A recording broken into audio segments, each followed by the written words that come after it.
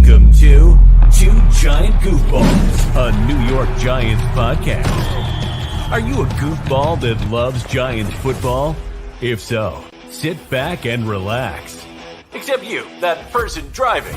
Sit up and keep your eyes on the road. Your ears, though, can still listen as we talk about the team that both excites and frustrates us so much. And now, here are your goofball hosts, Drew and Rob. Fellow goofballs, the Two Giant Goofballs, a New York Giants podcast. I am Drew, joined as always by... I'm Rob. Let's get the show on the road. Where are we going? Disneyland? Or I guess you're going to Georgia, huh? Ciao. Actually, when this is actually airing, we'll be next on here because I'll be in Georgia. Yeah, you're right. Actually, as this is playing, those of you in the land of the future, I am not here. This is a figment of your imagination. I am in Georgia, chilling somewhere in a lake while I'm drinking profusely. Nice cold brewski. Yeah, well, that's the way to be. That's the way to be. So today, folks, we're going to go over with you guys all of the positions bit by bit and go over which one's better, the 2022 Giants at that position or the 2023 Giants at that position, for better, for worse, for richer, for poorer, if you will. Ooh. Yes. We see who gets the red rose. I don't know why I've turned this into like a dating reality show, but let's go for it. What the hell? So it's your red rose. Ooh. Now I have that Seal song in my head.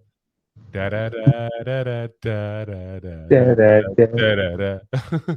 Probably the best thing came from Batman and Robin. Excuse me, that's Batman Forever. I'm sorry, Batman Forever. Yes. We also got other things like, the amazing Jim Carrey as the Riddler. That movie was horrendous. Anyway. Supposed to be Robin Williams as the Riddler originally. I know. But we all know that really the best thing that came out of that movie was Nicole Kidman. Let's be honest. Especially the time it came out. Yeah, she was unheard of then. All right. Anyway, off Nicole Kidman. And on to the 2023 Giants versus the 2022 Giants. So first position, obviously, we're going to go with is the quarterback position, which you could argue didn't change too much. Obviously, Daniel Jones is a starter. Obviously, Tyrod Taylor is the backup. The big difference is the third string. We had Davis Webb last year, who's now the quarterback coach over in Denver under Sean Payton, as we have now Tommy DeVito, brother of actor Danny DeVito. And, I think in the end, I think the position's better because you get a second year of Daniel Jones in the offense. He's more comfortable. He should do better overall. But you could easily make the argument that the backups are worse because Tommy DeVito is a downgrade from Davis Webb. Yeah, but how much did Davis Webb see the field last year? Oh no, that's why I'm saying I'm not suggesting downward. I'm still suggesting upward for the 2023 Giants versus the 2022 Giants in this. Yeah, and I agree. Just for pretty much the same reason you said. DJ had plenty of time to get comfortable with the schemes and what they're running with. He's getting to know the team better. There's been some changes around. About you. There's been some changes around it, but he's been putting a lot of work in. He's more comfortable with his coaching staff. His coaching staff's also more comfortable and know how to play him to be a better player. Exactly. Like I said, so they're going to make better moves. I think he'll be better. I just have to comment the fact that I think the backups are a little worse because of the change at third quarterback. But, if all goes well, you're right. The third quarterback position doesn't matter. Plus, I still have my doubts on Tommy DeVito. I almost called him Danny. Tommy DeVito actually making it as the third quarterback. It wouldn't shock me if they picked some guy off the streets, basically, who's an upgrade. We'll see how things go. All right. Yeah. So we got one up so far for this year. Next up. Next up is running back. Of course, led by Saquon Barkley. We got Matt Breida as the backup. You got Gary Brightwell still on the roster as well, at least for now, and obviously newly drafted Eric Gray, potential new third running back, depending on how things go. And I think the biggest concern that I have with this group is, when has Saquon Barkley ever had back-to-back great years? Never. He's been injured. Exactly. So those who don't learn from history are doomed to repeat it. Exactly. So I think this is going to be a year that I don't think Saquon is going to get hurt that badly, but I think he's probably going to get hurt at some point, and he wasn't last year at all. Yeah, he got hurt last year, but not to where he lost time. But not to where he lost time. He was in the games. See, I mean, I agree with you saying about history, but also looking too much into the history also gives you overconfidence in how to predict how the outcome's going to be in the future, and then you make mistakes. And I think this might be a little bit of a mistake. He's put a lot of work in the outfield. I've been following him a lot on social media. He looks great. He looks better than he has, I think, even last year coming into the season. The way he's working out, moving around, he looks good. But I don't feel comfortable saying it's an upgrade per se from last year, because it's pretty much the same crew that we got coming back. The only thing is we got maybe possibly an unsigned Barkley. I don't want to go down that path. Oh, he'll get signed. I'm not worried about that part. Assuming he's signed. I don't think he's sitting out, but you might have a distasteful Barkley who actually might help him run better in the long run. But I'm still going to say this. I don't say it's going to be better or worse. I think it's an equal. Because it's hard to top last year. I'm going to say it's a downgrade because excuse me. I think I'm already blessed. I'm here. I think that in the end, Saquon had an amazing year last year, and I think to ask him to repeat that and expect him to repeat that is not necessarily realistic. So I think he could still have a good year, have like 1,100, 1,200 yards, which would be a downgrade over last year, and still be a damn good player. So it's not a knock on him per se. I'm just not expecting quite the same output he gave us last year. So I'm going to call it a downgrade. I'm going to still call it equal because I agreed. I don't expect the same output, but I also expect him to be utilized better with the weapons that we'll be talking about in other situations and around where we're at. So I don't think he's going to be running for 30 games like they made him do last year. I don't think he's going to be like even running 25 that often every game.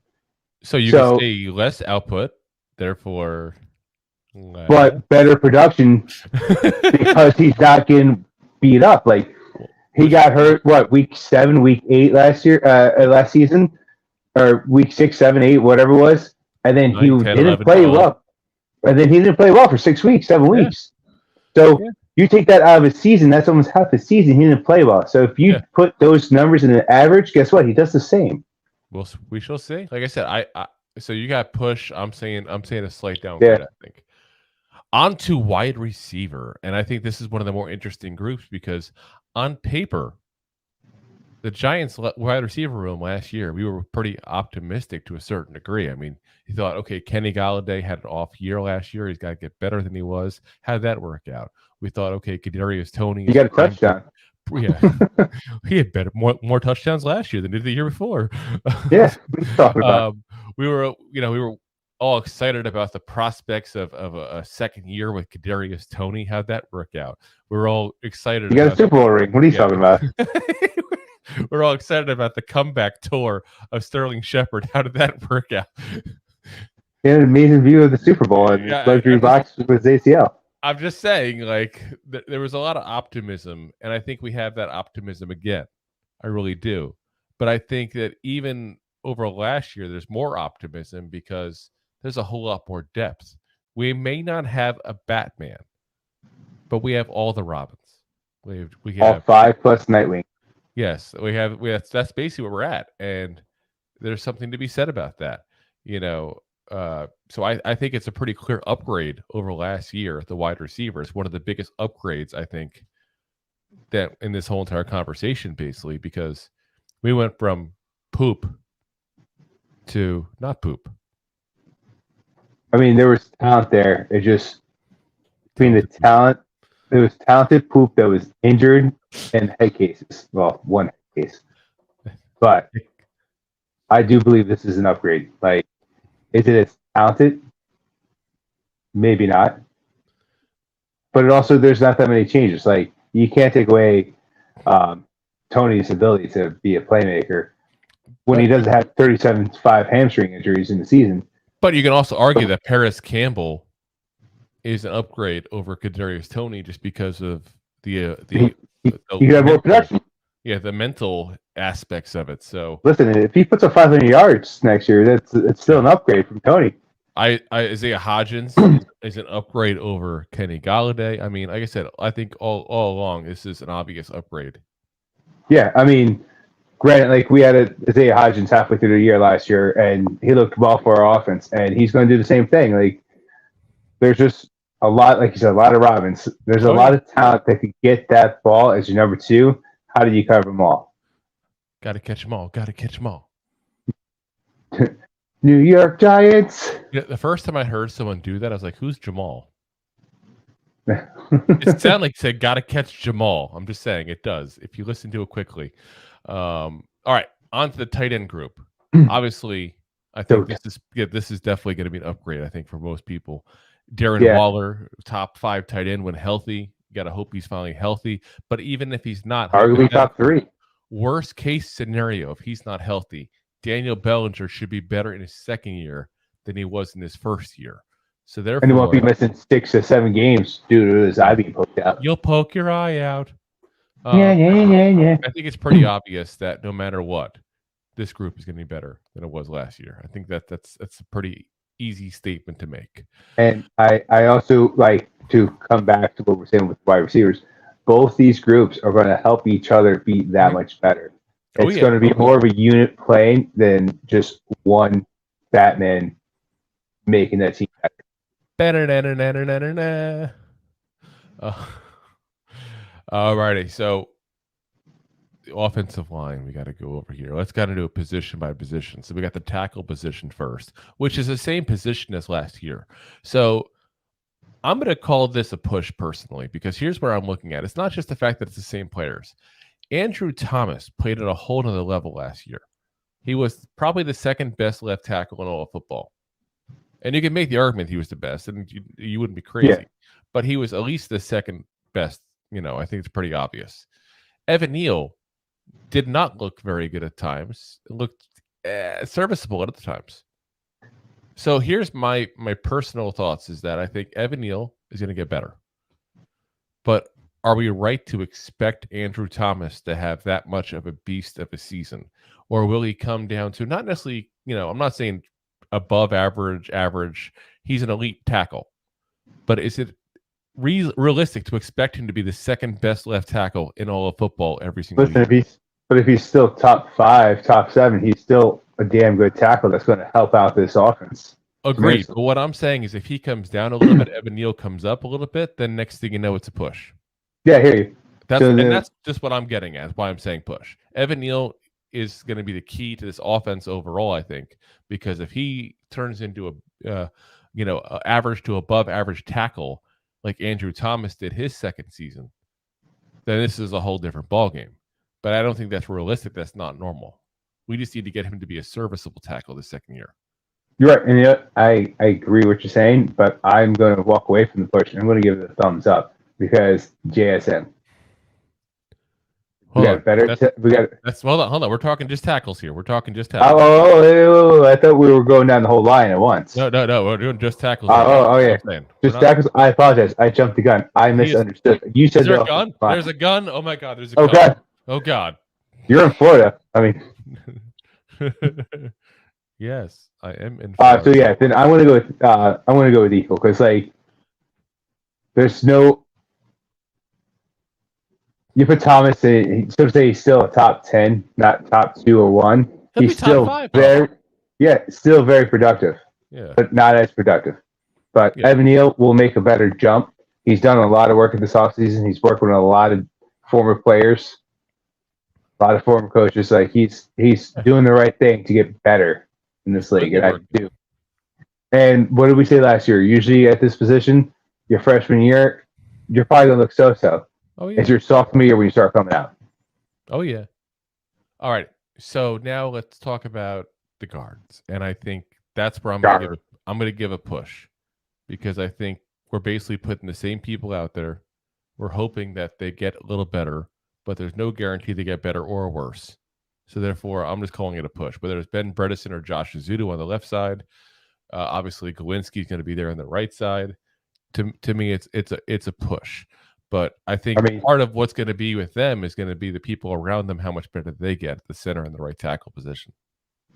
Yeah, but it's hard to make that judgment now. So I agree it's a push because, like, you're like you said, Azudu and Bredesen, like, they fought about it last year. Who's going to be, like, who's going to start that position? Like, maybe Azudu might be better if he's healthy, but yeah. If I'm a gambling man, push it. Push it real good.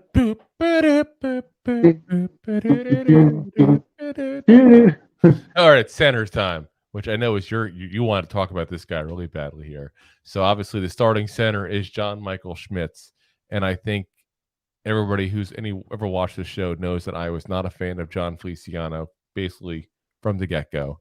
The whole year. Yeah, so obvious upgrade, and I haven't seen this kid play one down in the NFL. But honestly, so I would say like this though, like was good. His college tape was good. His college tape was good. You know, our center made a lot of mistakes last year. Wasn't the best, below average. Cost us that first Washington game.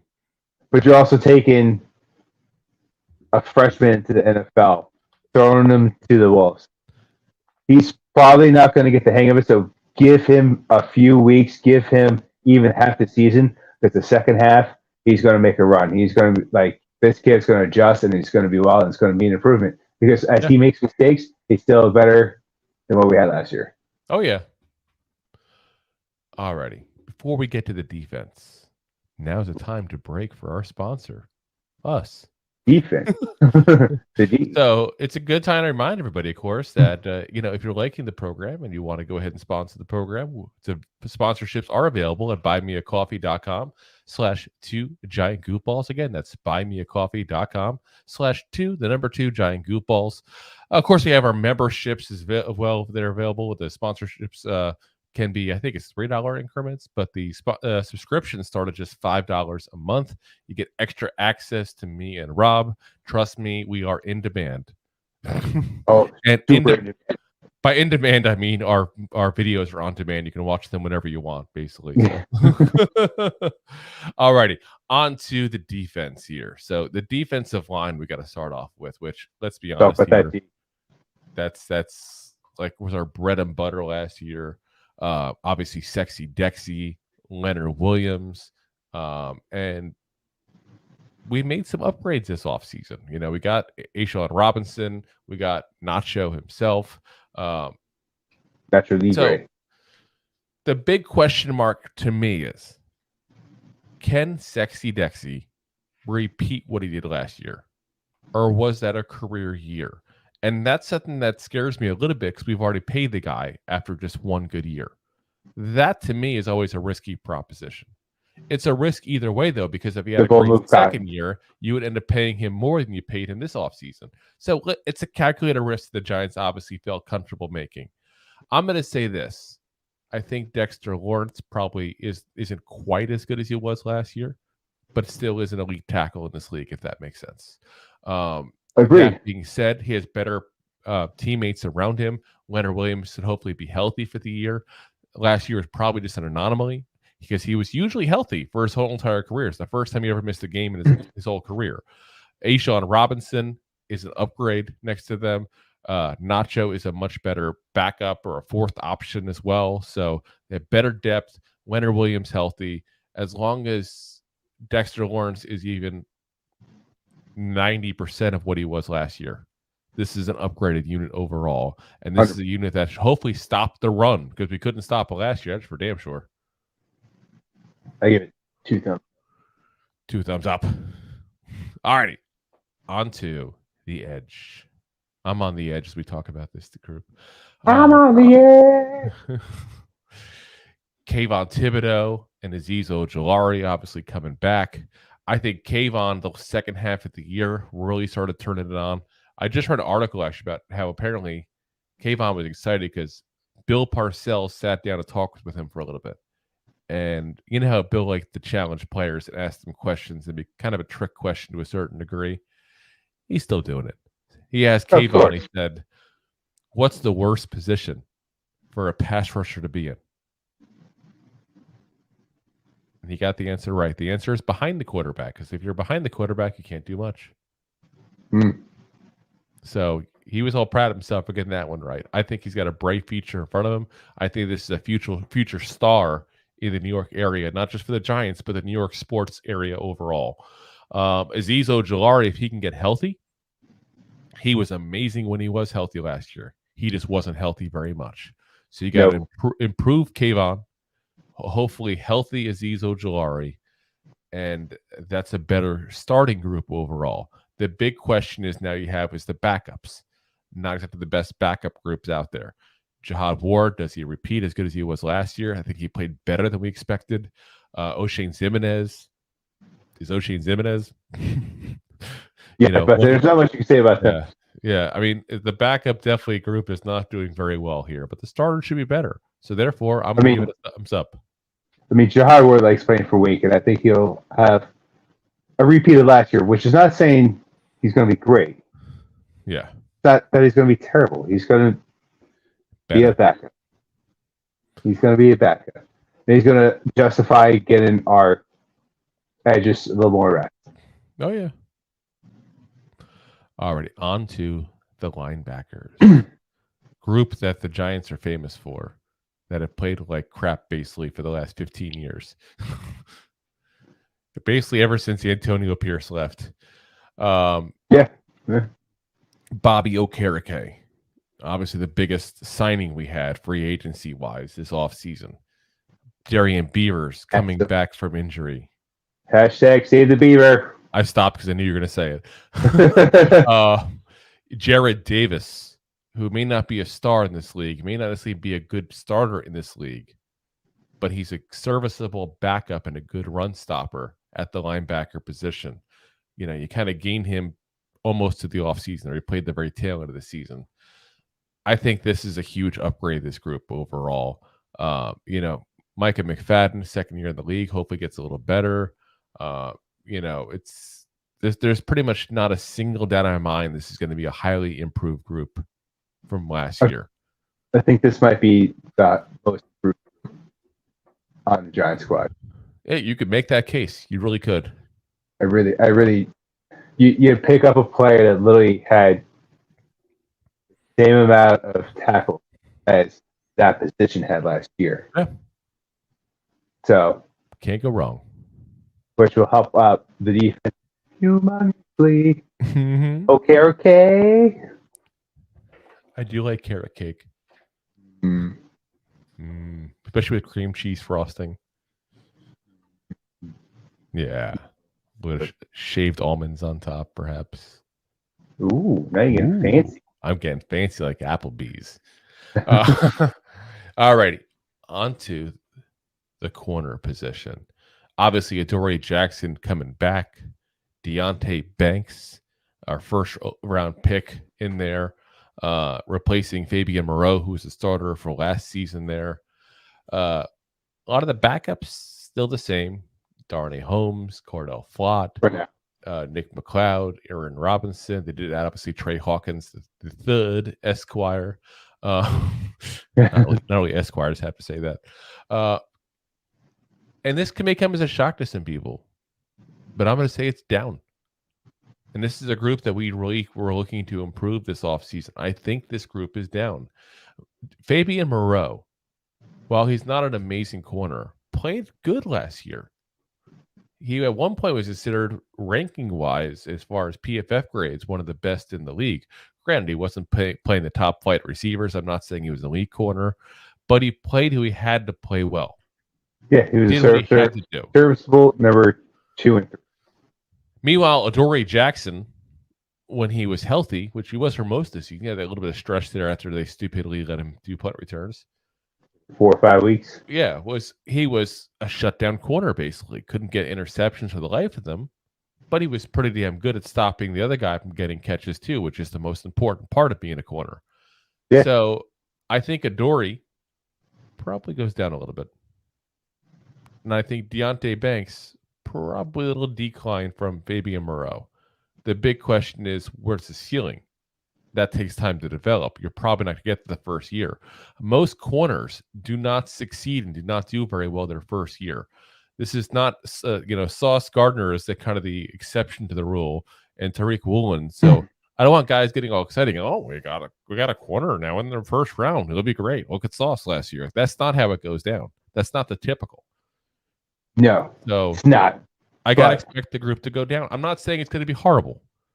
I agree it's going to go down, but I don't agree with everything you're saying about it. Like, I do think Banks is going to have a learning curve, but he is an extreme athlete. And look at every people that picked up on free agency last year. Not best talent, but a lot of physical great abilities that you could teach, and that's what Banks is, and that's what we will do to this guy. I think he will learn, and like you said, he's a freshman. He's going to make those freshman mistakes. Oh, yeah. And I think he'll come around. But I do agree, like, it's not – it's probably a downgrade from last year. Like, probably it's downgrade. But we'll see the way – like, I mean, hopefully with the upgrades we made on defense on the line, the interior line, that maybe they can make up for That's just the way the cookie crumbles.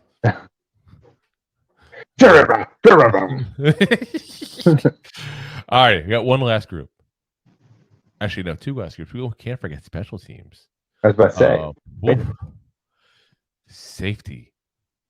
Safety. You got, obviously, the big change is not having Julian Love anymore. He was a pretty big part of the defense there. We love some Love, but we had to let Love go. I lost some Love. Yes. Sometimes when you love, you have to let go. Obviously, got a good amount of depth, though. I mean, you still got Jason Pinnock. You still got Nick McLeod, who's now was a corner, is now being converted over to safety. You got Bobby McCain, obviously. He had a second year of Dane Belton. You got Javarius Owens, who's looked pretty good, at least in the OTAs and all that we've been able to see. So here's the weird thing. You could make the argument that Julian Love was the best player we lost this offseason. And I think this is a better group. So if you're looking as a collective, as a whole, that's what I'm looking at. It's probably a better group. If you're looking at productivity, it's probably going to be a push. I'm afraid to give it the thumbs up because, yeah, McKinney came back last year, but how great is his hand? We lost Julian Love. These other guys, they didn't show the same caliber as those two guys. But they have the potential. And that's the other thing. McLeod so there's a lot. Safety, yeah, you're right. There's a lot more depth. That's why, like, I give it more of a push than a thumbs up. See, like, if we're talking offensive tackle, then okay, yes, you go based on the starters because you hope the starters stay healthy. You don't even see the backups. But we're talking safety. I understand what you're saying. The dime packages, the nickel packages. Bobby McCain, for example, is probably going to pop up into the slot even at times. Like, this is a much better safety group than we had last year, when we're literally plucking guys off the practice squads a week before the season starts. Yeah, it's much better depth group. I don't know about fully talent-wise. No, you could say the starters are not as good as last year. I think that's what you're referring to, and you'd be 100% right. But I think the collection is better. Yeah, that's what I'm saying. The depth of everyone is better. Because of that is why I give it the plus. I'm giving the thumbs up for that reason. The depth is better, but I don't know if the overall production will be better. Time will tell. That's what I was saying. Time will tell. That's what I'm saying. That's why it's going to push. All righty. On to our last group here. Oh, the special teams. Safety. Graham Gano obviously comes back as kicker. Obviously, Jamie Gillum, the Scottish Hammer, comes back as the punter, which I know I'm very excited about personally. I can't even say it with a straight face. Casey Kreider obviously coming back as the long snapper. The big thing is we got some additional options now as well for special teams, depending on how the roster is done when it's all boils down. But Jamison Crowder becomes an option now for returner. So Darnay Holmes, so Dory Jackson has to go anywhere near the football. Hopefully, Jeff Smith, obviously newly signed, could be hopefully the gunner that for some reason the Giants seem to think we need so bad. You know, all these players that, and when you get better depth on offense and defense, that typically means you have better special teams. Usually. So, as much as I hate the Scottish Hammer, I think we have an upgrade on special teams overall because of the overall depth that we have. 100%. Like, we normally give something like this a push because you take back punter, you take back a kicker, you know where you're at. Do they get better or worse? But depth at our main team where we lacked, where we had to put a Dory Jackson back there in the middle of the year last year, like, we don't have to do that this year. Like, this is going to be a better. You don't have to do it, Dable. You hear him? Yeah. Dable, look at me. Don't do it. Look into my eyes. You will see. So, yeah. I mean, I think, though, if you look at the rosters overall, it's a pretty decent jump, I think. And I think, you know, going into this, I would have said, okay, yeah, it's a better roster. But you look at it on paper, and obviously the game is not played on paper, it's played on turf and grass. But you got to go ahead and see where things are at by the end of the year. But honestly, this seems like a better roster than last year. Like, it really seems like Shane and Dable and the whole gang there did a good job of bringing talented guys on, you know, getting, you know, deep at positions that they were a concern. Obviously, defensive line was a concern. They went out and get Robinson or Nacho. Obviously, wide receiver was a concern. They go get Paris Campbell. They go get they go get guys killed back from injury. They get Jeff Smith to help out on both offense and on special teams. They go ahead and get Darren Waller because they don't have a number one receiver in the end. They go draft Jalen Hyatt. Like, they just got weapon after weapon after weapon this offseason. So I think if you put in a game with the 22 Giants versus the 23 Giants, which obviously we can only do in Madden, I think the 23 Giants win. And I think they win wholeheartedly. I think it's a better roster overall. The only position that scares me is ironically the same one that scared me last year, and that's corner. Because when Adoree gets hurt, again, I said when. I called it last year. I said when Adoree Jackson gets hurt. And some people thought I was being pessimistic because I usually am. But Adoree gets hurt every year. This is what he does. And I said, what's going to happen when Adoree gets hurt? And you got Fabian Moreau as your number one corner. Well, guess what? What's going to happen this year when Adoree gets hurt? And you have rookie Deonte Banks as your number one corner. I still think we should have gone ahead and signed Marcus Peters to be a 1-year stopgap guy. Give Banks a chance to come along slowly. But you know, what do I know? That would have made sense. I'm just a goofball. What do I know? Just a goofball in Florida. Just a goofball. So, but overall, like I said, I think a much better roster than last year. And I think it's scary that the record may not be as good as last year because of the difference in the schedule. I was going to get that too. Like, don't get discouraged. Like, this is a better team, but the roster, like, but the stats may not. The stats may show it, but the record may not show. Yeah, we shall see. All righty, Giant fans. So we're getting back again tomorrow night. And when I say that, I mean me and Rob are about to record again in 5 minutes. But for you guys, tomorrow night. Well, you're gonna what? You're gonna change your shirt? Did you say? Yeah, I might even change my shirt. You're gonna change your shirt. Might turn inside out. Oh, inside out. Yeah. It's got a song in my head now. I even know there's the word except for that. Damn it. Anyway, Giant fans, we'll be back again tomorrow. Tomorrow we're gonna go over for you guys the rankings of the NFC East teams for next season here, where we think all the teams stay in here as we've now gotten a chance to finish most of the off-season moves there between the free agency the the draft and all the major things there that happen here, some of the trades. So we'll go over that with you guys tomorrow. And of course, we'll be back live again on Monday. We still have to figure out Monday's episode, so we can't announce that one yet. But we're working on some stuff there. We might be doing something patriotic. Who knows? Maybe Rob's going to dress up as Uncle Sam. I don't know. We'll find out, though. Uncle Slam, the American wrestler. Yeah. All righty, guys. So we will see you again tomorrow night, which will actually be in 5 minutes from now.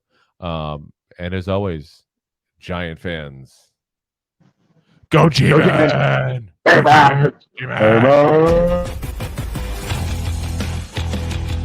Thanks for listening to Two Giant Goofballs, a New York Giants podcast. We appreciate your support. If you made it this long, you must have enjoyed it. So I am sure you have followed us on all the social media platforms. Of course, you have subscribed to the show on your favorite app as well and given us a top rating. Right? Right? Right?